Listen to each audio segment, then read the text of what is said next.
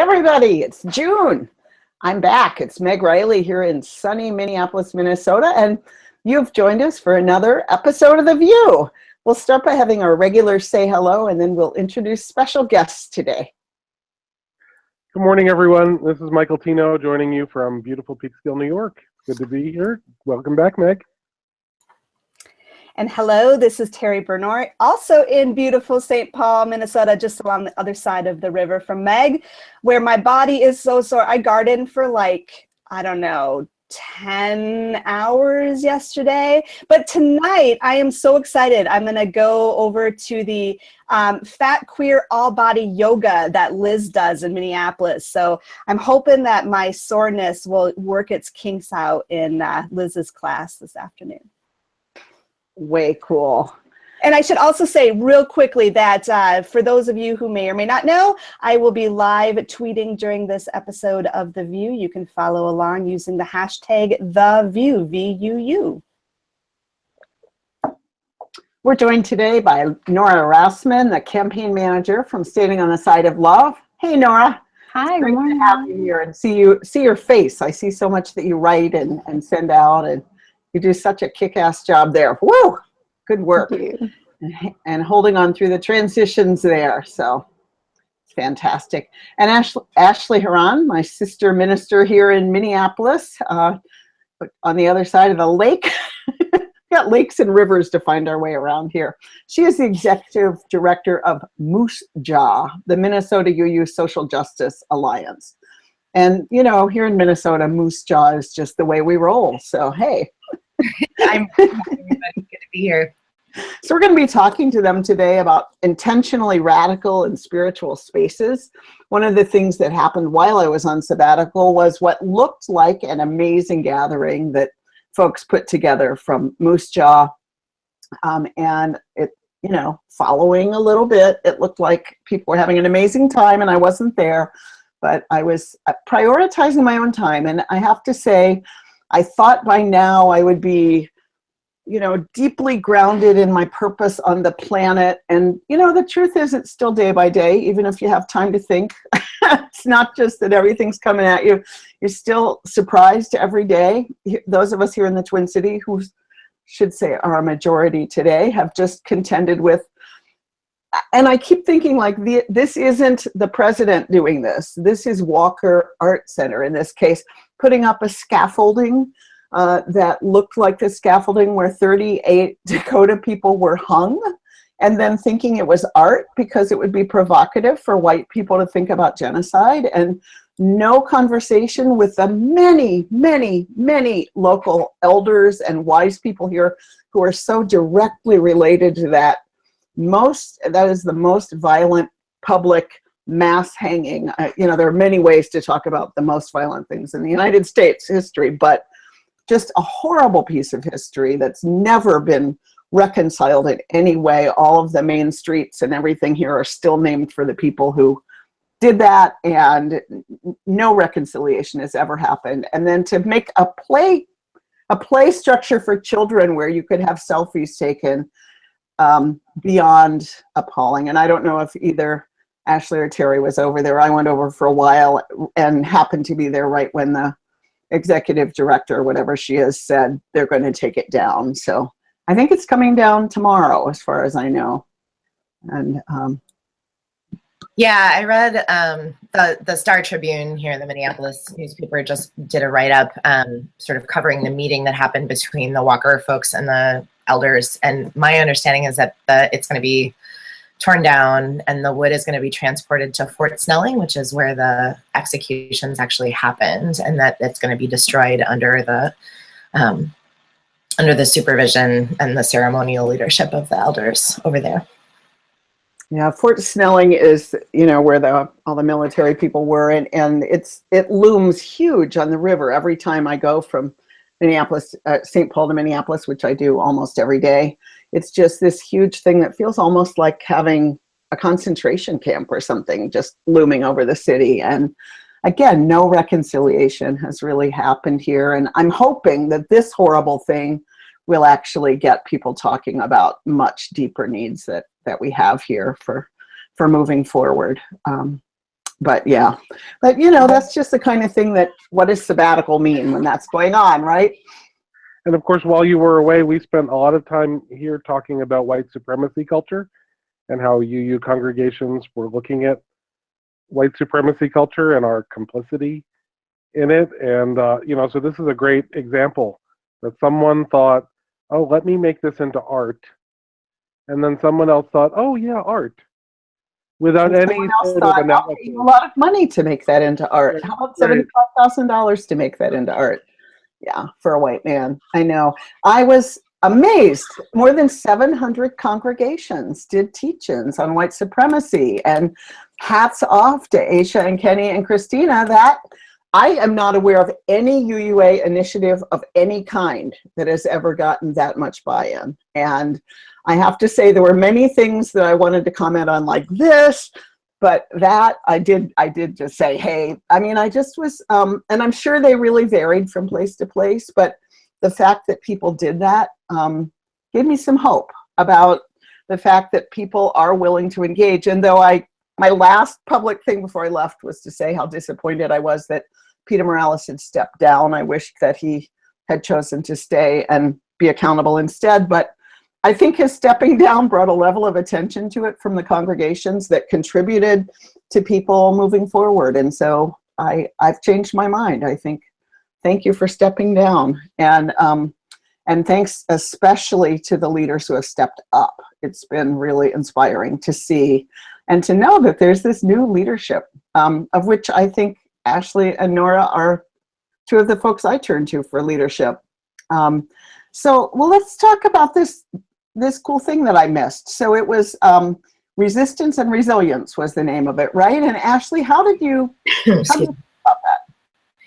Yeah, so we got a wonderful grant from the UU funding program, the Fund for Social Responsibility, that the UU Service Committee supported us in getting. So we sort of partnered with them a little over a year ago, and we initially were sort of planning on it being, like a statewide convening where folks could come and, talk about whatever was going on. And then this is last a year ago, right? And nobody anticipated where we were going to be at this point, either in Unitarian Universalism or, in the country as a whole, I think. So the plans kind of shifted and changed a lot over the last number of months. But, after the election, the thing that I was observing a lot among, in particular, like liberal, white, middle and upper middle class people was this phenomenon that so many people have named of being like, this is not my America. I can't believe this is happening. What a shock. And, I think there were a lot of people who said, really, this is a shock to you? Like, this is the America I've always known. And so what I think a lot of people, including, Caitlin and Nora at Standing on the Side of Love at that time, we're using the language of fortifying the movement, but this concept that, like, all right, liberal folks are like, if you imagine the movement, right, the movements, intersectional movements for justice as a cell, and they've got like a cell membrane around them, with radical people sort of on the inside taking care of different pieces of action and moving things forward. Liberal people are like sort of just on the other side of this cell membrane. And they've got a ton of resources, they've got a ton of connections and social capital, and like having conversations and trying to like convert Trump supporters, for example, into that like, let's change the world kind of movement, like that's not actually going to go anywhere. So the idea is like, we need to bring those folks who are closest to radical politics but aren't quite there yet into movement in an accountable way, like kind of an osmosis process, right? And so I think to a lot of folks is that in order to do that, liberal, white, educated folks in particular needed to develop a level of resilience to withstand sort of like the stuff that happens when you start getting woke, and it hurts in some ways, and the interpersonal stuff, as well as like what resistance looks like in a way that is appropriate and helpful and accountable. So that's where the theme of resistance and resilience came from. And as we moved forward and started like invited folks, I invited a crew of sort of national UU people, including Nora, who was there as a presenter, Glenn Thomas Rideout was there, Sean Dennison, Paul Langston Daly, Karen Van Fossen, and so like all-star crew. And I knew that they were all folks who sort of shared a radical political and social analysis. Can I pause a second, Ashley? Because people use these words all the time. I'm curious what you mean when you say liberal and radical. Just Sure. I mean, not to, you know, write a dissertation, but just a sentence about each. Yeah, I mean, I think for me, when I use the term radical, I think I mean understanding that we live in a world that is dominated by systems of oppression and that it requires a frame of collective liberation for all of us to move to a different kind of world, dismantling systems of oppression and creating new ones that are different than what we've been living in for the past several thousand years of human history. Liberalism for me is a lot about like buying into capitalism and sort of understanding that there are problems in the world, but often having a more reformist approach rather than a like, let's create something entirely new kind of approach. People who are political scientists will do a much better job at explaining this to me, but that's a little thing. Thanks. I appreciate that. I think about it in the garden. Radical comes from root. And I think about these weeds that I have. And unless I dig them up from the roots, which often means, sadly, pulling up plants I love and either painstakingly sorting through or ditching the whole thing. And it takes a lot of time to do that painstaking sorting out. And I'll say, having done it about 4 times with one weed that I have, it doesn't just happen once. But anyway, that's how I've been thinking about radical lately, so I was curious. Whereas I have this other policy I call sanctions, which is where I just deprive things of light. And I know it won't kill them. The roots are still there, but at least they're not getting more light. So that's a gardener's perspective, I think, on what you're talking about, systemic disruption. And anyway, just giving you a chance to breathe there. Well, no, I think it would be worthwhile to hear other folks' definitions of like radical versus liberal. So maybe can we take a second and ask other folks to weigh in on that? Yeah, I think in my understanding, the way I think about liberalism is like a deep commitment to institutions' ability to transform from how they currently exist. So it feels deeply in contradiction to abolition, which I think is scary for a lot of us because it requires a lot. It requires shifting power for those of us who have privileged identities and basically rescinding or like losing power for many of us, right? And I don't mean like spiritual power, which we all have, but I mean like physical power within structures of hierarchy at this point and who has access to resources. But it also requires radical imagination and like working collectively and creating something that I think that we really have to be able to name and understand. So I've been really grateful and found so much spiritual solace myself from like Black women queer authors who continue to use science fiction and like visionary fiction as ways to rename the worlds that we're trying to create and like actually are worlds that a lot of people are creating right now just to survive. So that'd be where I add in. But I would say liberalism is very rooted in my understanding of Unitarian Universalism and the way I experience it as an individual. And so the idea of completely getting rid of our current ways of being feels really daunting, I think, for a lot of us, especially those of us who are white.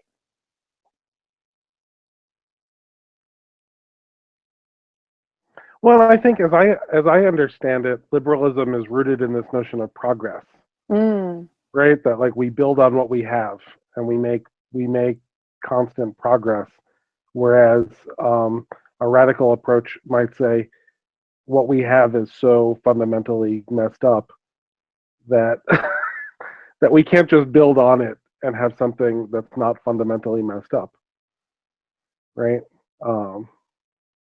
That if Meg, you have a weed in your garden that's producing fruit that's poisonous, the problem is not that the fruit is poisonous. You need to get rid of that weed.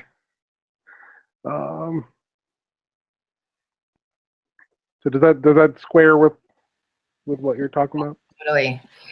And I think, I mean, in any conversation where we're talking about like dismantling structures versus trying to reform structures, I think we have to be real that like, so we live within this frame, right, that we are currently in that is oppressive and harmful. And so there are people who are spending incredibly important time right now, like holding the frame up so it doesn't crush the people that they love, right? And you have to be within the frame to hold the frame up. That work is important.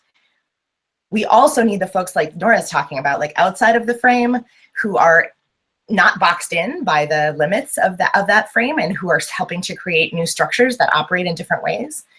But when the frame falls down, people get hurt.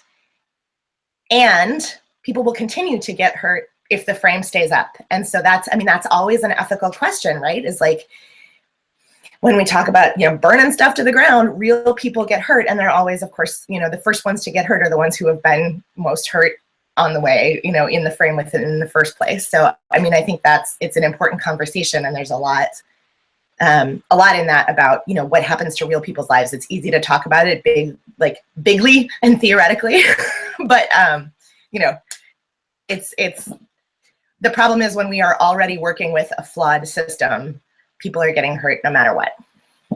Right, which we are, and which we always will be. So yeah, there we are. So meanwhile, so you gathered these people. So how did you frame them? I love that image of holding up the frame to try to protect people. And so we've got the metaphor of the house. You've got the garden and the weed. We've got the community. So how, using any of those or a new one, how did it work? Well, so I know about myself as like a UU minister, when I'm writing a sermon or like doing a workshop, I'm always thinking about like, how can I get people to buy into this? What kind of language do I have to use to like reach people? What kind of metaphors do I need to use?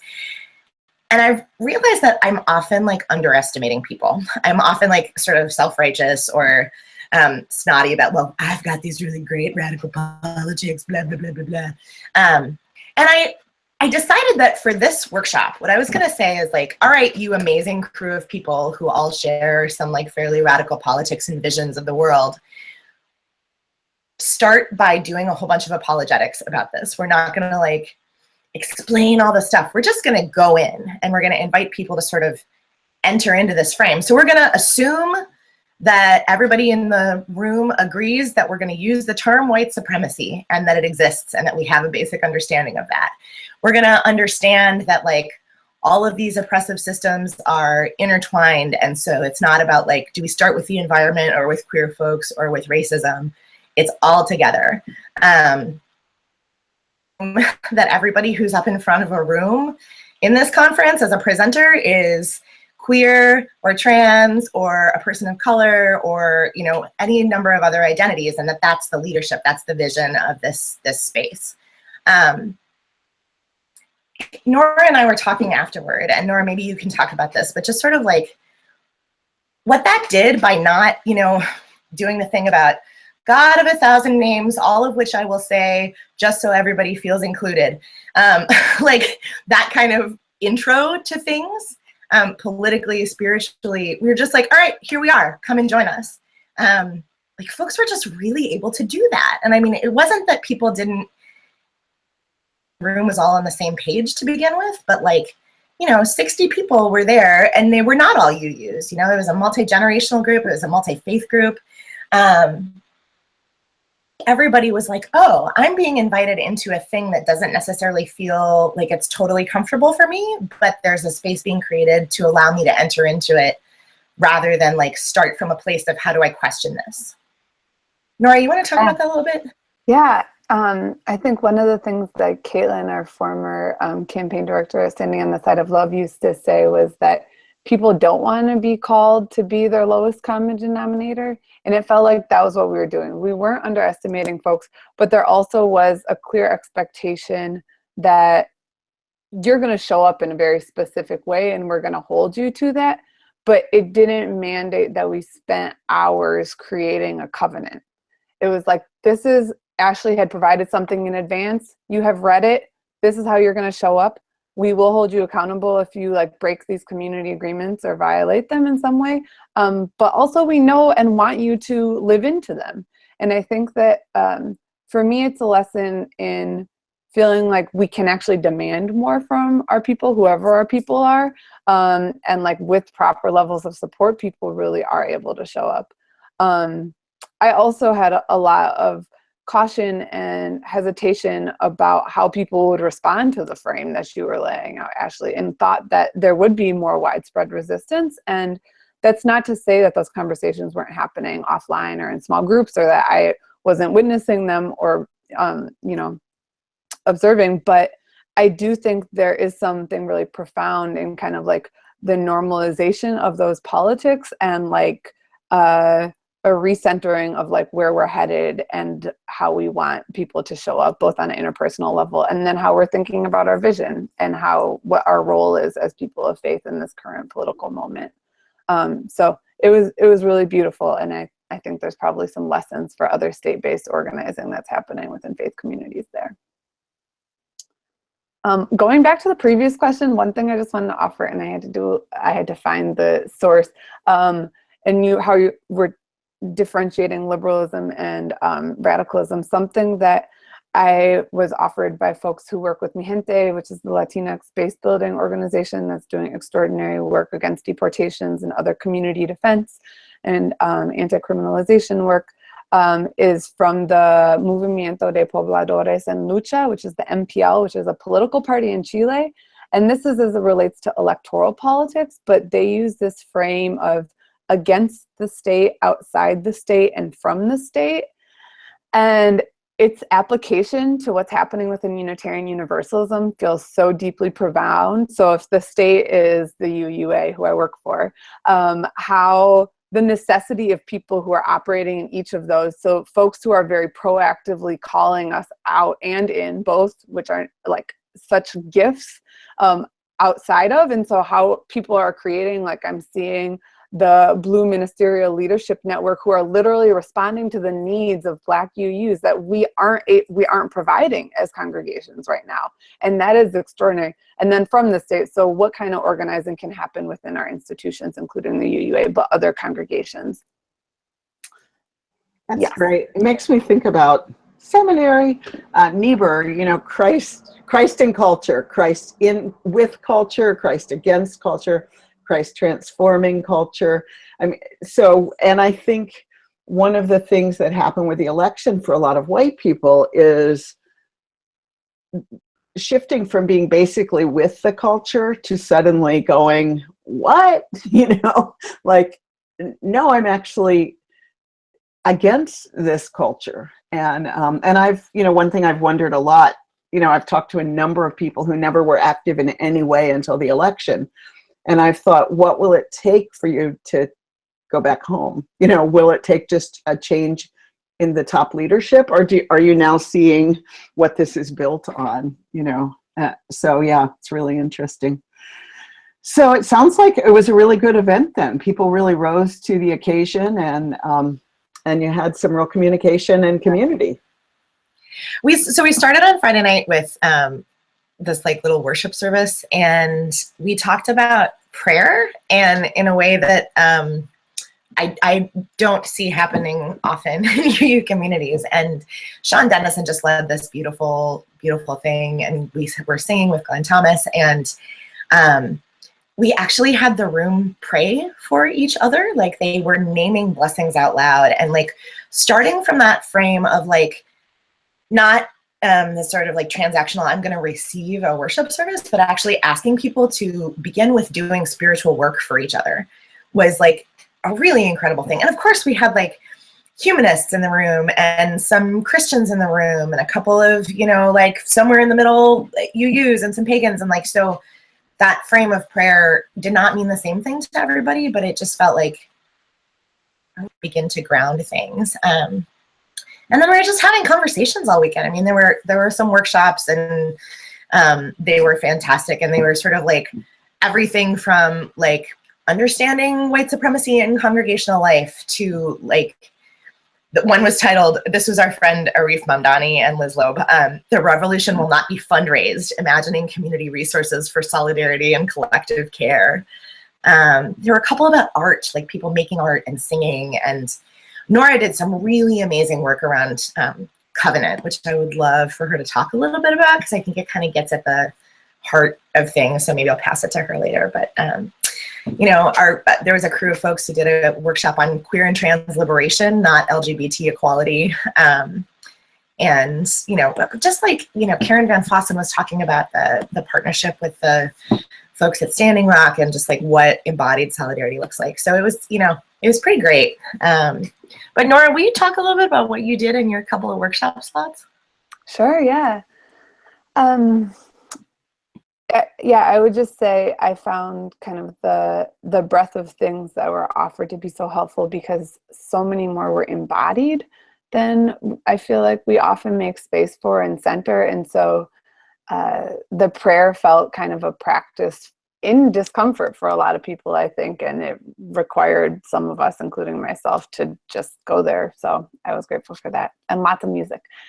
Yeah, so I've been having some really interesting conversations with folks kind of in response to what's happening on the internet and the world within Unitarian Universalism, and the really needed conversations and action around white supremacy and interrupting it on interpersonal levels and the ways that our systems operate. And Elizabeth Nguyen, who joined us as a spiritual advisor at Standing on the Side of Love a couple months ago, and I have been in this ongoing conversation about the way that we've seen covenant invoked in ways that has felt quite harmful. And by that I mean, I think a lot of white folks have been talking about, or I have witnessed a lot of white people saying that when people of color are naming harm that's been done to them within our congregations and our denomination, white people are saying that because of the tone, or maybe because of the description of these violations, that people of color are being out of covenant. And it has led to some really interesting reflections between Elizabeth and I in talking about kind of what we understand covenant to be, and our thirst for covenant to be something that requires our own personal commitment to transformation, and feeling like I've often been part of covenants that have felt applied to me, but I haven't actually had to do much work. And so or I can just say that I'm part of them, right? And so if it's like deeds, not creeds, but really it's like words, not creeds. And so those really don't do much when we're faced with violence and white supremacy and all of the other systems of oppression that are operating around us and on our bodies. So the conversation was really about kind of what transformational covenant could look like between people that we do justice work with and within our congregations. And so we spent some time talking about how we've seen our principles misapplied and how we've seen them used basically to uphold white supremacy in many ways. And so we had folks go through each of them and talked about, you know, the first principle. So how respectability informs the way that we value some people's lives over others, and the way that we think about criminality and who actually deserves our solidarity and allyship. And I know Ashley and I have talked a lot about this idea of a democratic process being quite harmful when it actually just maintains oppression, oftentimes on a very like deeply interpersonal level, and the need to like hear all sides when some sides are actually just eroding or questioning other people's humanity. So I think I'm really interested to figure out where that fits into our work. And then we spent a good amount of time talking about the eighth principle, and how the eighth principle, which has been proposed and moved by Paula Cole Jones, based here in DC, and now endorsed by Black Lives of Unitarian Universalism and many other people of color-led organizing groups within Unitarian Universalism, would transform the other 7 principles, because it is proactive. Can you say what it is for people who don't know? I can. I mean, not word for word, but I mean. Great. So it's about explicit commitment to the journey towards becoming anti-racist, anti-oppressive denomination, but it is much more proactive than the other 7, and I think it includes pieces around reparations or a recognition of past harms within our congregations and denomination. But I know that's a lot. I'm really curious what Michael might have to say also about covenant, if you'd let us know. Yeah, actually, it's been reminding me in our private group chat here, you know, something that I've come up against a lot is that covenant, the way we use it, and I say we meaning Unitarian Universalists, and by that I understand the dominant culture in Unitarian Universalism too. The way it is so often used in Unitarian Universalist institutions and communities is as a way of excluding and shutting people out or silencing people, right? So we've had a number of conversations on the VUU and off the VUU all around, and Ashley references some that she and I have been part of, that the way that the ministers, the UU Ministers Association have a covenant. So UU ministers consider ourselves in covenant with one another, and so often that covenant is brought out to squash and silence anyone who dares to criticize someone else, even if that criticism is really well founded, and even if that criticism is loving, and even if that criticism is in relationship to other parts of the covenant. Because our covenant also says that we're mindful of systems of oppression and power and how we can be complicit in those systems of oppression and power. But if we dare say, well, you're being complicit in a system of oppression, someone goes, oh, you can't speak derogatorily about me in public. Like, how dare you? And so, you know, covenant can be used to open us up and to bind us together, or it can be used to close a wall around us and exclude the people who are already marginal, right? So if you make that wall too close to the center, who are you excluding? Are the people who are marginalized from that center because of systems of power and oppression in our world. And similarly, the covenants that we come together with as congregations and as an association, for example, our 7 principles, can be used to silence people. They can be used to exclude people. You know, you talk about the first principle and how it so often goes right to this rampant narcissistic hyper-individualism, right, which is so harmful to our society, to our world. But like, we can't say, because, oh, well, we all have inherent worth and dignity, la la la la la. Like, that's not what it means. Well, all people have inherent worth and dignity, but not all behaviors and not all beliefs. And we have such a problem separating between those two, right? Right. All ideas do not have inherent worth and dignity. And we can say, we need to be able to say, that idea is upholding oppression. It's upholding white supremacy. It's upholding anti-blackness. It's upholding anti-queerness. It's upholding ableism. It's upholding all these things that we really don't want to be upholding. If we can't say that because of whatever reason we pretend, then there's something wrong. Right? And one of the things that I've heard that really troubles me is especially the people of color who have been speaking out, getting horrifically attacked and viciously attacked. And that was one thing that pulled me out of my little individual isolation here, just to talk to some people, because I was really frightened by what I was hearing. And to equate attacks that are historically grounded in violence, with somebody saying, I don't like what you said, and say, well, everyone's being hurtful, is like, no, no. And I just see a lot of those false equivalencies too, which that's not in our principles, but it's how it plays out a lot.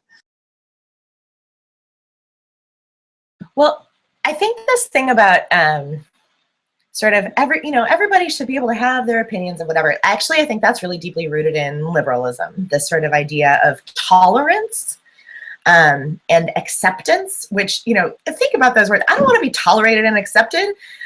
Mother kissers, come on. I want to be loved and affirmed. And in order to love and affirm me, you have to say no to some other things. And that's a conversation that we were having actually at the summit, is this idea of like, we have to choose sometimes, not about, the people who have inherent worth and dignity, but about like what value systems, what communities are we actually going to like lay it down for, right? Who are we going to show up for? And sometimes that means, we as Unitarian Universalists, the circumference of our circle is only so wide. It's not actually about making the circumference wider and wider, because when you do that, people who are already within that circumference are going to get pushed out. So, it's deciding like to which edge are you trying to move the circumference, into which margins, because there are going to be people on the margins no matter what. But like, who are we going to double down with? Who are we loyal to? And that requires some hard choices. It requires making some people mad. It requires like saying, nope, that's not okay. And we have a really hard time doing that. Yeah, I will say right after the election, some of the, I think what Nora was calling democracy was expressing itself in some of our lists about, people trying on ideas that were horribly terrifying and awful ideas for other people who were writing to me and saying, I'm quitting the group now, people with disabilities, people of color. And I wrote to everyone. I said to the board, I'm sending this. And it was like exactly what you said. You know what?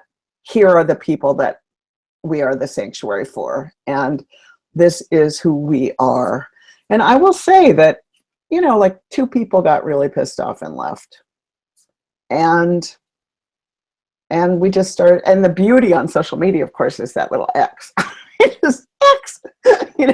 Sometimes in a room, you really wish you could just have a little X, and a lot of one-to-one conversations outside the group. But I think Robin DiAngelo, when she came on the VUU, really talked about how covenants can be used to oppress people.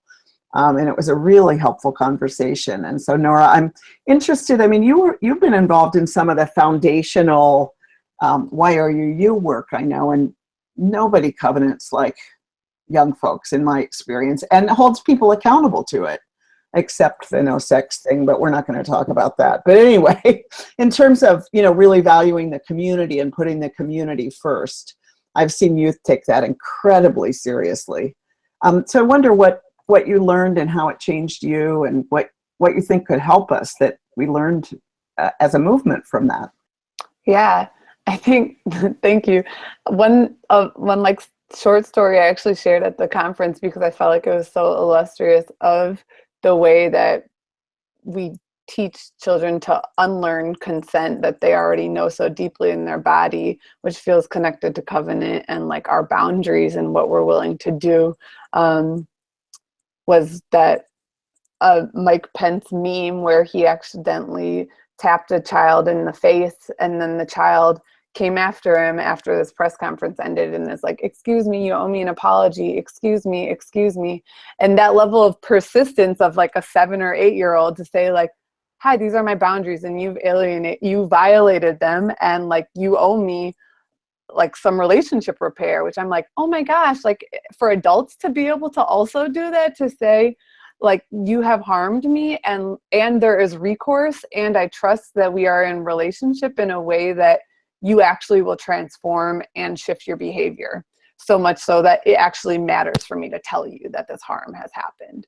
And so, yeah, I was involved with NYRUU as a high school and then college student, and that was the Young Religious Unitarian Universalists, which is kind of was the home of youth organizing within Unitarian Universalism from the mid-90s until the later 2000s.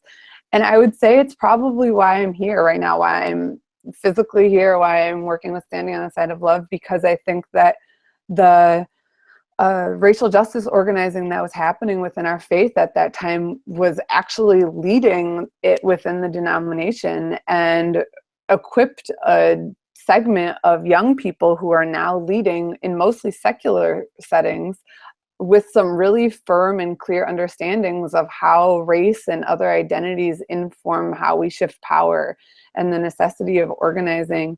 And I feel like what I learned from Covenant in those spaces was its ongoing evolution. And so the need for Covenant to both be firm, but I love, Michael, how you named that, like, it can either bring people in or keep people out. And I think that in YRU, it felt like Covenant was also fluid. And so as people's needs shifted, whether that meant our pronouns changed and our names changed, or we needed different things in the physical space to feel safe, or the way that we talked about things changed in the language that we used to describe things. And so even at the MUUSJA conference, we were talking about, and at a previous conference a couple weeks ago here in DC, we were talking about kind of racial justice for a long time was kind of the pinnacle of how we talked about what we were trying to get to.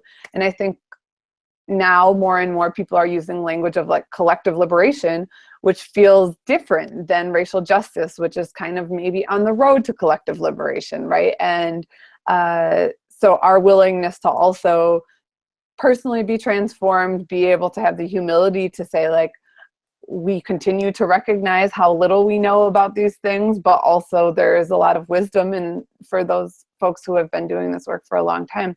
And so I'm curious and excited to see what the commission and other entities will continue to do to really push the ways that youth and young adult leadership development has to be centered in the way we think about this, while also recognizing the need for people who have been doing it for a long time across age.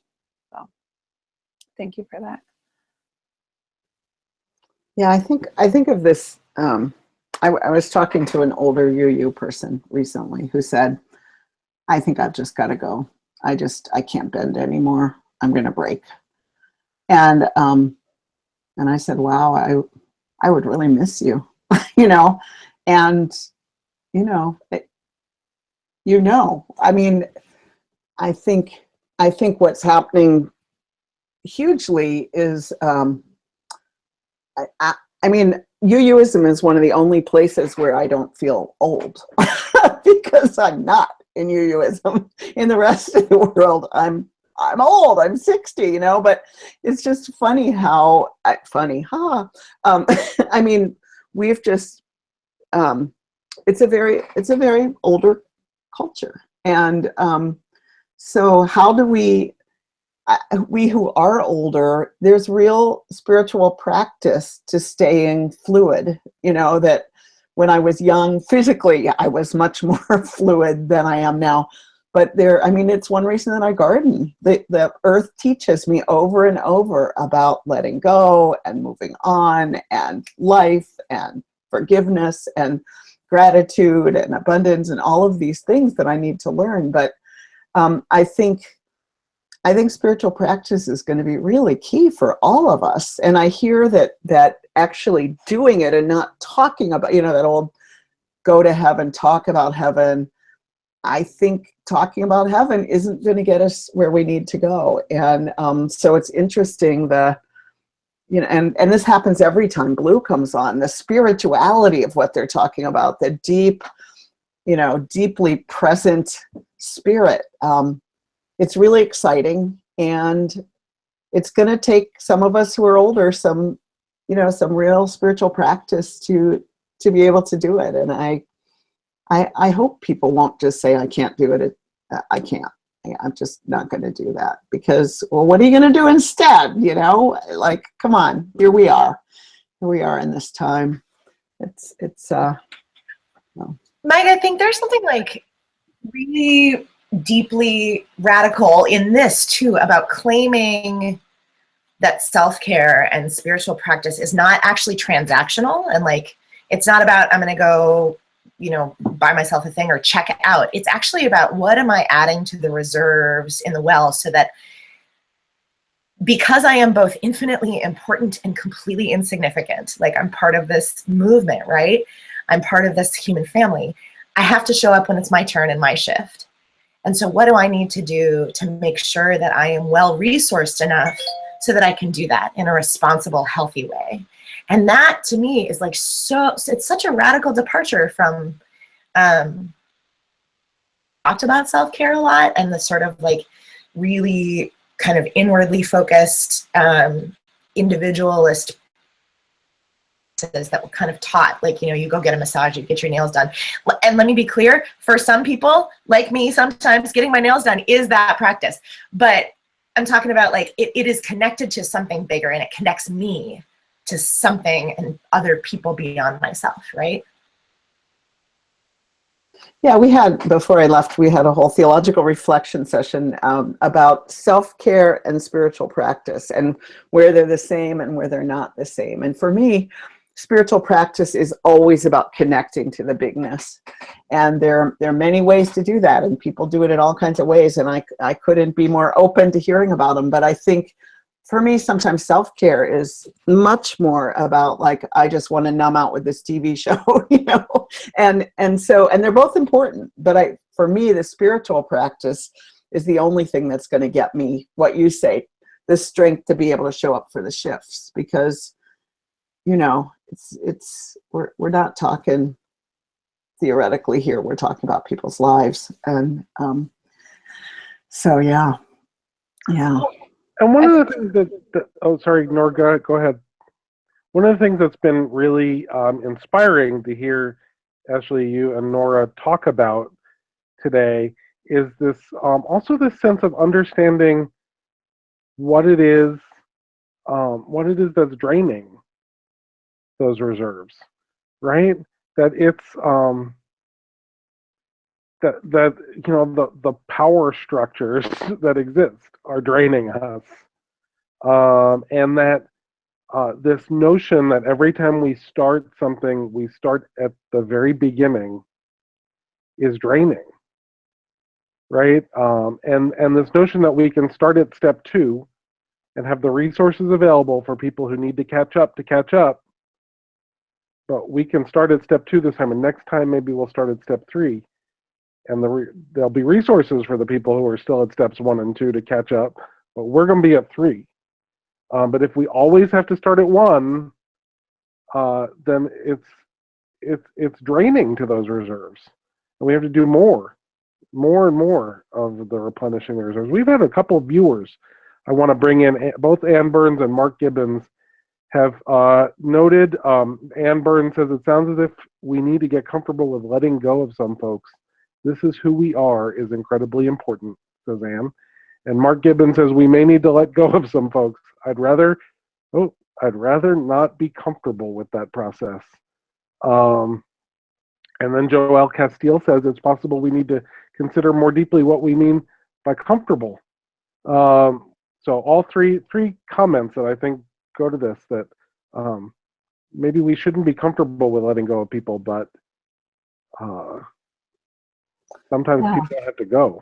And to me, having one-to-one conversations with people, I'm never just gonna, you know, like the person who said I need to go. I mean, I said, wow, I would personally be really sad if that's what you needed, you know. And then there's figuring out, well, what resources could help you not have to go. But that's not the same as, let's put your needs central in this group, you know. So to me, they're really different conversations. And too often, I mean, how many times have we been in that room where we're trying to talk about white supremacy, and then suddenly instead we're talking about the discomfort of white people, or we're trying to talk about rape culture, and instead we're talking about not all men, you know. And so we've all been in these conversations, and I mean, for me, I've been in them for decades now, and they haven't gotten us where we need to go. And so how do we both, you know, say, well, that's, you know, yeah, your grief is real that you're seen as a rapist when you walk down the street, and you need to process that, but that's not what we're talking about here and now with this group. So yeah, I think we need to love each other more fiercely, I think, but not, I think that the kind of, I forget what words you used, Nora, but you described it so well, how the covenanting process could actually, you know, just make people fade away, kind of. So what, I mean, because here's what I wrestle with in this time of social media. I've been, you know, I'm preparing this talk for GA. I'm the 25-year speaker at UMA Days, and I've been thinking about all the mistakes I've made, which I couldn't begin to name in a short speech, but around what they call cultural competency. You know, I've been thinking about all the cultural incompetency that I have and will continue to have forever. And I thought about if some of those key early things had been tweeted out with video evidence of how off base and oppressive I was, what it would have taken me to come back from that.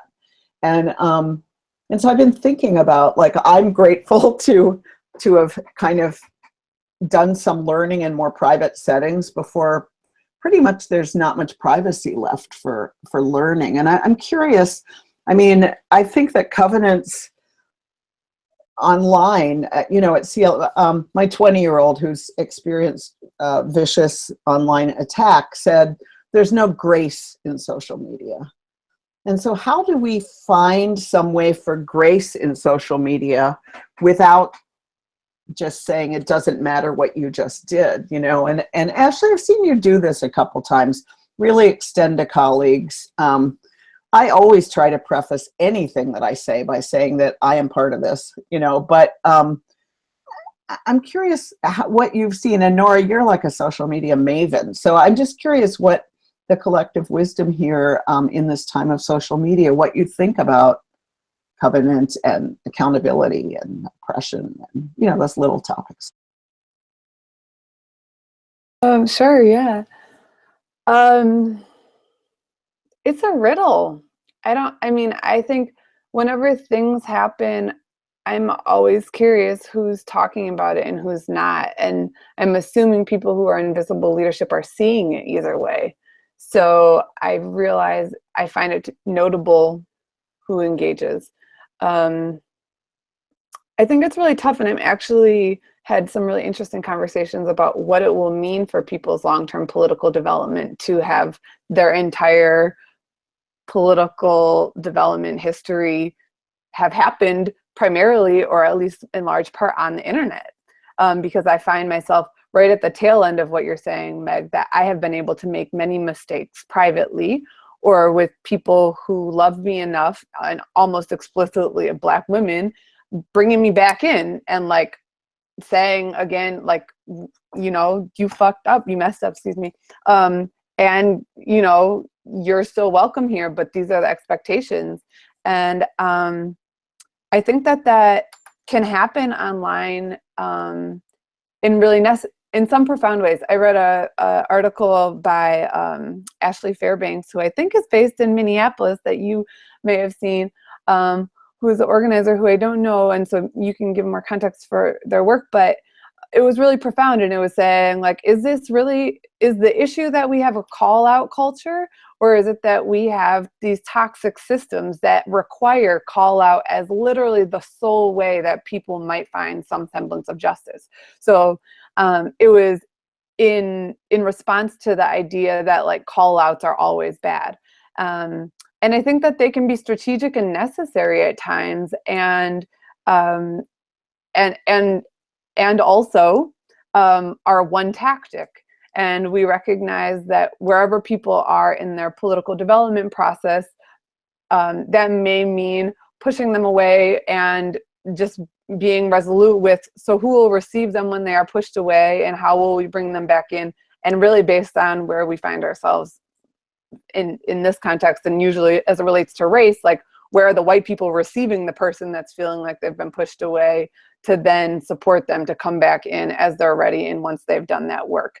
And so I see that as interesting. And at the same time, I'm like so profoundly heartened by the fact that the access that we have to just talking about structures of oppression that didn't exist when people were doing anti-racism trainings in the 1980s is so extraordinary and immense. And so, you know, you have like 12-year-olds that are breaking down all kinds of concepts and systems. And I don't mean that to be ageist. I mean, like, I'm 32, and literally there's some new stuff happening, and it's really, really extraordinary and exciting to see people be grappling with it publicly, and it to be accessible for those of us who have internet access. And at the same time, we know, or I understand, organizing really to be relational and happen in person, offline. And so I think that in the same way Ashley talked about self-care looks so many ways, I've seen people employ sabbaticals from the internet as a primary way to take care of themselves and their spiritual needs, because of just the constant inundation of violence against Black people and communities of color and those of us who are queer and trans. But also just because it's not the only place that the work can happen. And I feel it is supplementary. Yeah, I mean, it's a tool and not an end. I think social media is an amoral technology that can be used for good or for evil. I went to school with Mark Zuckerberg, and so I sort of like, I'm on that like tail end of the Gen X and beginning of the millennial generation. So like, I'm not a native, but I'm also, I'm not like a late adopter. I'm an early adopter, right? So I actually think, Meg, that there's this thing about, it's not so much about like whether we should call things out or not, or like whether social media is relational or not, but it's about, okay, so social media is this thing. There are ways to use it better and not. But then I think the spiritual question is, how do we minister to people so that we can do, that we have the reserves to do learning in public, right? Like we live in a world in which that is going to happen. It's just a given. Like you can't, you know, privacy is so different than it was even 20 years ago, right? And so I think our spiritual task is to equip people to live in the world that has social media as such a main way of organizing. And as Nora said, to know it as one tool and not the tool, right? So it's an end, but you also have to have those one-to-one conversations. You know, it's like sometimes you post in a group, sometimes you post on a page, sometimes you post in your feed, sometimes you have a private message. And I mean, I think we can apply that beyond social media to all aspects of organizing. Well, and if you mess up publicly, you have to learn publicly. Right? I mess up publicly. I do. So I have to learn publicly. And people need to realize that. Like, you can't mess up publicly and then expect that you're going to be held to account in private. And then it's covenant, right? I mean, like, I actually feel like I am stronger and more resilient because of the way that I have sort of like come into my adulthood on the internet.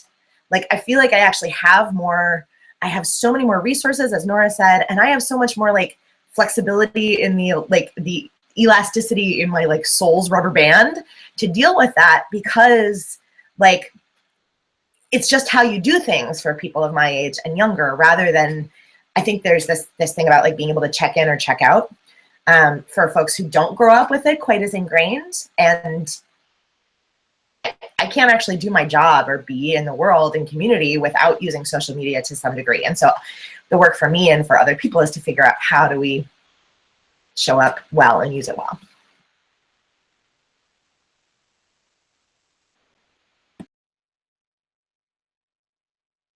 Yeah, I think it's really interesting. I mean, I remember when I got on Facebook, which was, you know, I'm sure later than some people, but it was back in DC, and one of the young folks got me on, and I went home that day to this apartment, and I started looking at the people who I could know what they were thinking about every day, you know, and I was like, oh my God, I can make my dream world of, you know, the people who are here, of like, I mean, smart, insightful, multicultural, multi-generational, like all these things, like just by saying, will you be my friend, you know? And so that is just amazing that that's available every day. So, I mean, I want to say that the kind of ability to have breakfast with, you know, Ashley Fairbanks, who, though she lives here, I've never met her, but I certainly learn from her all the time. And so, yeah, that's a huge gift. And I think the trick is to figure out, it's partly about resilience. You know, like I've totally said things. I mean, I said, well, I don't need to give you details. I've just said things that offended people, and they've said, ouch, you just offended me. And I've gone, holy cow, you're absolutely right. You know?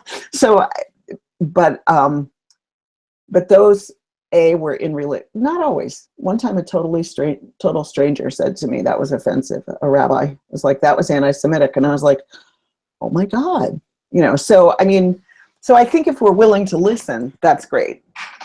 That's great. And have an exchange and go with it.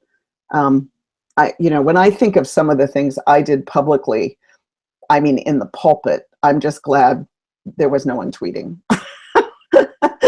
That's all.